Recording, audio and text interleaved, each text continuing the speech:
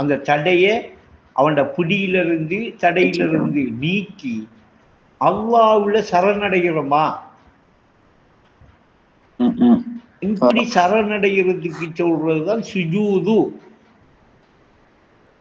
நிலத்தில கொண்டு போய் நெற்றிய வைக்கிறது இருக்கே, அது சுஜூது இல்லை, அது பௌதீகமாக தந்த விளக்கம். நாம கொண்டு போய் இப்ப கிப்லாவை நோக்கி நம்மளோட சுஜூதை கொண்டு போய் வைக்கிறேங்கிறது தான் அல்லாஹ்வுல கொண்டு போய் வைக்கிறது. அல்லாஹ்வை நம்புறது, அவன் இருக்கிற இருப்பை நோக்கி நாம நினைக்கிறது. இப்ப நாம கிப்லாவை நோக்கி தொழுகிறோம். நாம் இப்ப எங்க கொண்டு போய் சுஜூத் சரணடைகிறோம்? அவன்ல சரணடைகிறோம். இந்த சரணடைகிற விஷயத்தில ஆரம்ப கட்டத்தில நிற்கும். இதுல பூரணமாக சரணடைகிற நிலை படிப்படியாக வரும். ஒரு நாள் விடாம திக்கிற செஞ்சமண்டா, ஞாபகப்படுத்துறதுக்காக நீ தொழு, அக்கிமி ஸலாத்தை இருக்கிறேன் நினைவுபடுத்துறதுக்காக நீ தொழு என்கிற அந்த தொழுகையில அல்லாஹ்வுடைய நினைவுபடுத்தல் முறைப்படி நடந்தா, முறைப்படி செஞ்சுக்கிட்டே போனோம்னா நாம தொழுகிற இல்லைன்ற அர்த்தம். உண்மையா நாம தான் தொழுகிறோமா? நம்மளதான் தொழுகையா?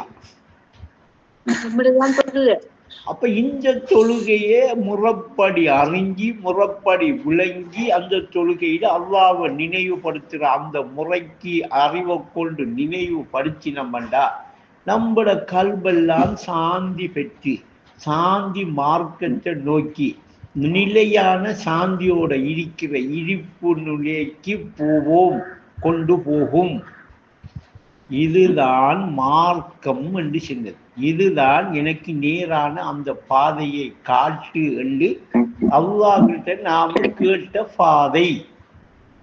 இஹ்தின ஸிராத்தல் முஸ்தகீம், எனக்கு நல்லடியார்கள் நபிமார்கள் அவுலியாக்கள் ரசூல்மார்கள் போன அந்த நேரான பாதையை எனக்கு காட்டு. கேட்டோமா இல்லையா? அந்த பாதையை கேட்டு அந்த பாதையை அல்லாஹ் நமக்கு காட்டினான் என்றா அந்த பாதையால போக்குள்ள நபிமார்களையும் சந்திக்கணுமா இல்லையா? அந்த பாதையால போன எல்லாரும் இருக்காளா இல்லையா?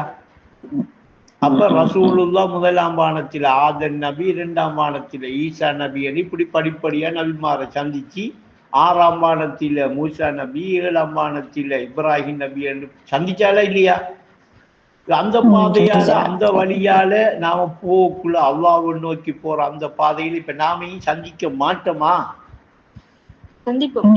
அப்ப நபிமார்களை அந்த பாதையால போன ஆட்களோட பாதையை கேட்டு ஏன் அவர்களையும் சந்திச்சுட்டு சிதறத்தில் முந்தகா போய் லிகா வரைக்கும் இறை தரிசனத்தை, இறை ஐக்கியத்தை, இறைவனுடைய சந்திப்பை பெற்றுக்கொள்வதற்கு இதுதான் மார்க்கம்.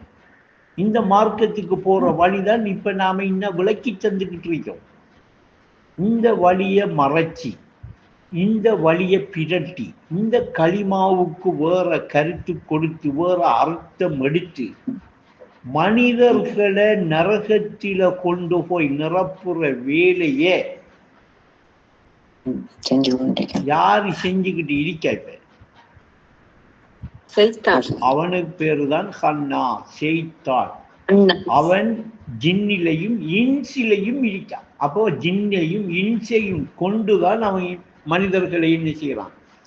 இந்த பாதைக்கு போகாம தடை செஞ்சு அவன் சொன்ன அந்த சவால், நான் நரகத்தை நிரப்புவேன், நரகத்தில போடுவேன் என்று சொல்லல, நரகத்தை நிரப்புவேன்.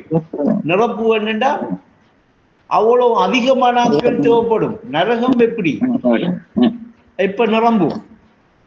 அப்படின்னா மனிதர்கள் அதிகமானவர்களை தடை செஞ்சு இன்றைக்கு நரகத்தை நிரப்புற வேலையை ஜின்னிலையும் இன்சிலையும் இருந்துக்கிட்டு ஷைத்தான் பார்க்கான் என்கிறது புரிஞ்சு கொள்ற அறிவு வாரதெல்லாம் இந்த உள்ளத்தில் உறங்குற இந்த அறிவு தட்டி எழுப்பப்படாம தெரிய வேண்டி வராது, தெரிகிற இடம் பிடிபடாது.